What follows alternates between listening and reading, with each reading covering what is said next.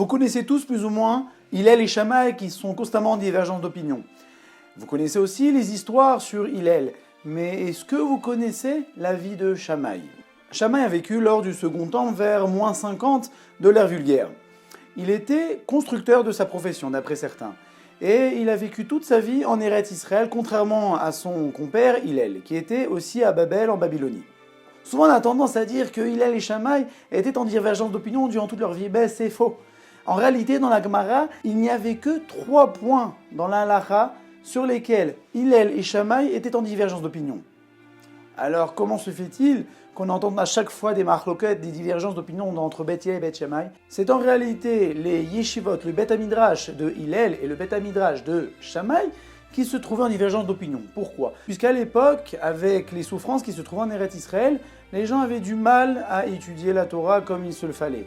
Et du coup, les élèves de Hillel, les élèves de Shammai n'ont pas réussi à fréquenter leur Rav comme il fallait, à écouter leurs paroles comme il fallait. C'est pourquoi il y avait souvent des divergences d'opinion, à savoir que ce que Hillel avait dit, qu'est-ce que Shammai avait dit, et même entre eux, ils n'étaient pas d'accord. C'est ce qui a fait toutes les marloquotes dans le chasse. Il y en a plus de 300 entre Beth Hillel et Beth Shammai.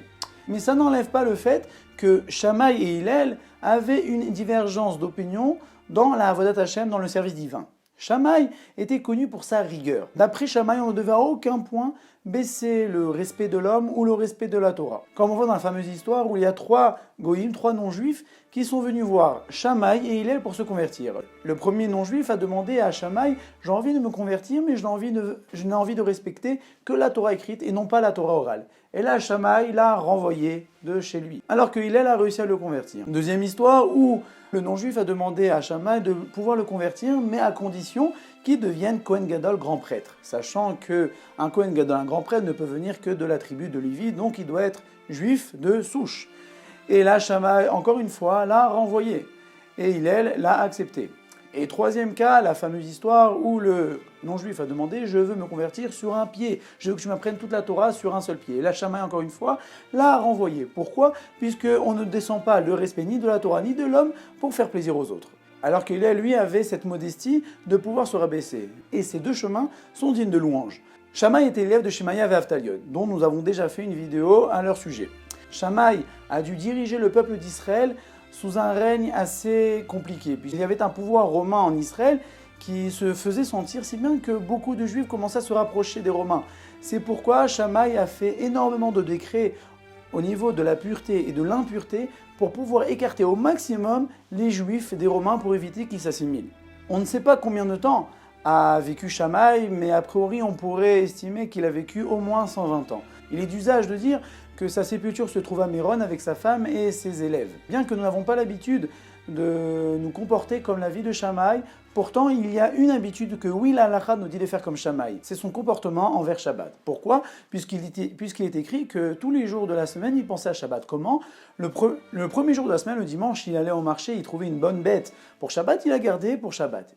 Si maintenant lundi il trouvait une meilleure bête, qu'est-ce qu'il faisait? Il prenait la bête de dimanche, il la mangeait et gardait la bête de lundi pour Shabbat. Et tous les jours il essayait de trouver quelque chose d'encore mieux pour Shabbat. Comme ça tous les jours il pensait pour Shabbat. C'est pourquoi nous avons l'habitude pendant toute la semaine de mettre de côté les mets pour Shabbat et de dire l'irvot Shabbat à l'image de Shammai qui faisait ce comportement-là durant toute la semaine. La grande leçon que nous pouvons voir de Shammai, comme nous l'avons dit précédemment, Shammai avait une rigueur dans son service divin. Alors on aurait pu imaginer une personne qui tire la tête, qui fait une tête un peu morose, qui a l'air très sévère. Mais pourtant, c'est lui, Shammai, qui nous dit dans Pirkei Avot, « Eve mekabel besever panim yafot » reçoit l'autre avec un visage souriant. Ce n'est pas parce qu'une personne est rigoureuse dans son service divin qu'il va faire forcément la tête. Et non, Shammai nous enseigne qu'on a une obligation d'avoir un visage souriant et avenant envers les autres.